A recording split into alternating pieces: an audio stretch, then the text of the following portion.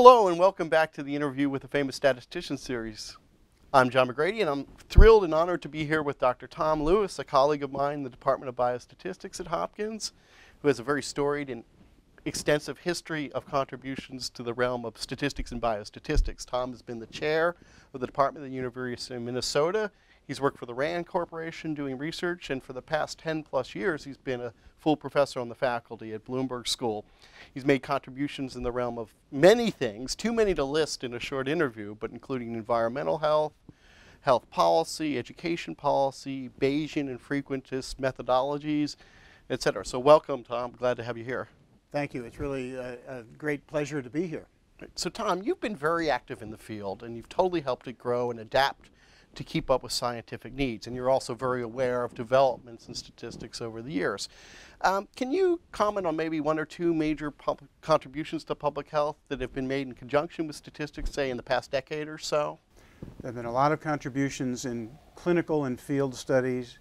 For example, some of the very important work on studies of transmission of HIV from mother to child, where the basic design and especially monitoring to be able to stop the study early when the results were clear had a lot of statistical input and, of course, other kind of input too. There's been a lot of work in the methodological sense and applications on small area estimation of disease rates, of poverty that's used to allocate funds to reduce poverty impacts. We at Hopkins and many other places have done a lot of work on teasing out the signal of air pollution and its effects on public health, and those studies have fed directly into the federal standard making on air pollution standards. And I'll leave it there for the moment. Excellent. Yes, it's been a very active decade for the field. So moving forward, Tom, what do you see as some of the notable opportunities for statistics and biostatistics in the next few years? Challenges and opportunities. Well, there's an ancient Chinese proverb that says prediction is a very delicate art, especially with regard to the future. But I will make a few predictions. That in this era of big data, meaning the tsunami of data coming from traditional sources of formal studies, but also from monitors of even travel patterns, the excitement is that there's a lot of information in those data. The challenge is to tease out the information from both the noise and possible biases. And so statisticians and statistical thinking and practice have to be there to make sure it's done correctly. I'll bring another aspect in that is extremely important and maybe amplified by the big data buzz, and that is education. I think more than ever, even though it's always been true, the general public needs to at least understand the basic concepts of statistics, if you'd like, statistics for self-defense, to make sure that people get a feeling for what can be said from certain studies, what really can't be, and what questions to ask. So I'll add education as the other component on the more scientific research side. Excellent, excellent.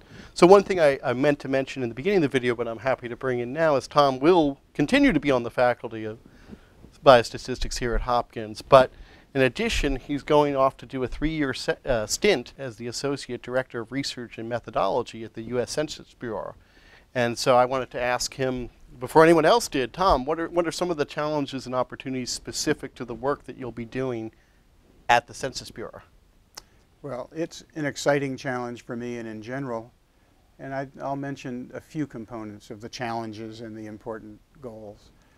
Certainly the 2020 census is, even though 8 years away, is still looming, and the Census Bureau wants to develop new approaches to survey sampling, adaptive designs that don't spend too many repeat visits at a household, for example, much more use of web-based things. And so that's one big development that needs to be pretty much in place 3 or 4 years from now. The Census Bureau certainly does the decennial census, but in fact does hundreds, if not thousands, of other surveys, some within its own purview, others almost as a contract research organization. They all need innovations. On the more sociological level, the Census Bureau in the U.S. used to be one of the leading places to be a very attractive place to go for a summer internship, for a postdoc position, and indeed for employment.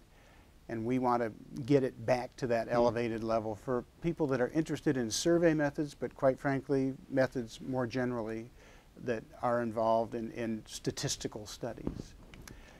And I'll be supervising a list of 6 centers and apparently representing the director of the Census Bureau at various venues. So I guess I have to be well behaved and ready. That's right. So you'll be taking the heat sometimes. Yeah, huh? Yeah. exactly. Well, that's very exciting. We're all looking forward to hearing about your experiences. Tom will still be active in the department as well, so we'll be getting dynamic updates. So as I mentioned in the introduction, Tom has made many contributions to what are called Bayesian methodologies. In the 611, 612 course, we present what's called a frequentist viewpoint with regards to statistical inference. In other words, when we create confidence intervals and do hypothesis testing, we're measuring what we've observed against what we didn't observe but could have observed under other ramifications of a random process. So I was wondering, Tom, could you just briefly, and I know this is a difficult, big question, but compare frequentist and Bayesian methodologies of statistical estimation and inference? I'll give at least a brief view, and I'll, for the moment, stay away from the philosophical side. Okay, fair. Not that it isn't interesting and important, but let's cut to the chase, in a sense. The basic difference is that in terms of developing procedures and evaluating them, the frequentist point of view, as you said, it looks at how a procedure operates not only within the data that it saw, so to speak, but for other data that it might have seen. The Bayesian formulation basically says, once we've seen the data, we're going to condition on it and ask, what's the updated information on the unknown values of, let's say, a binomial probability or any other feature in the light of the data we've seen, where the unknowns are random variables and the data used to be a random variable but is now sitting right there before your eyes. Now I bet, I didn't check with you on this, that you do some things on diagnostic testing in your course? Yes. Do you do any? Okay. You have committed a Bayesian act because the prevalence of disease is the prior distribution.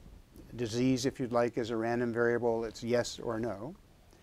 You then have the diagnostic test that gives you the statistical information.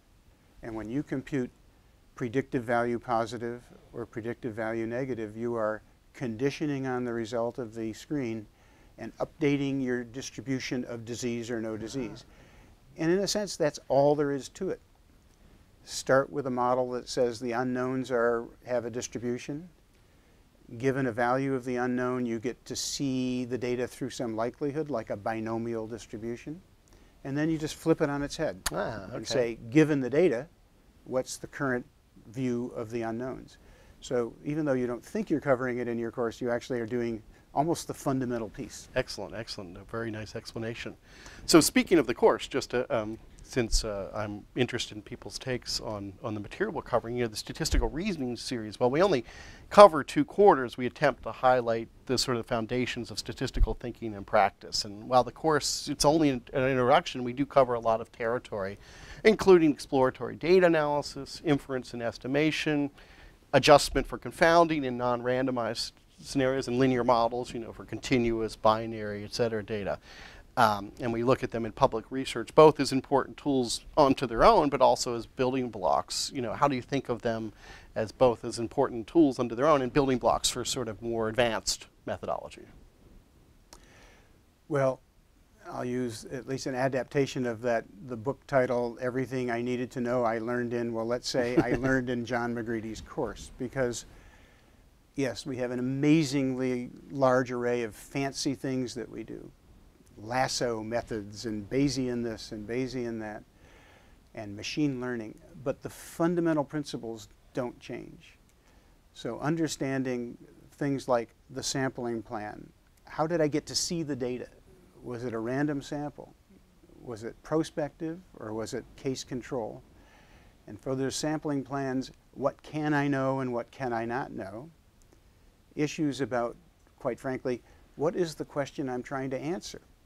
Long before we try to figure out how to answer it. Those I know you do in the course, and they remain to me the foundations, the traditional values of statistics that get manifested in a much more complex context as we get more advanced. but it's dangerous to forget about the kinds of principles that you deliver. And for people in your class, many might be eventually conducting studies that have statistical components, but even if not, they're going to be the consumers thereof. And so self-defense statistics is well served by your course. I like that, self-defense statistics. Excellent. Well, I want to really thank you for taking the time to meet with me. I hope to have you back shortly after you begin your tenure at the census to get updates as to what's going on, and I look forward to continuing to be your next-door neighbor in the biostatistics department. And thank you all for viewing. I know you appreciated Tom coming out and talking to us, and until next time, John McGready with Tom Lewis. Thank you.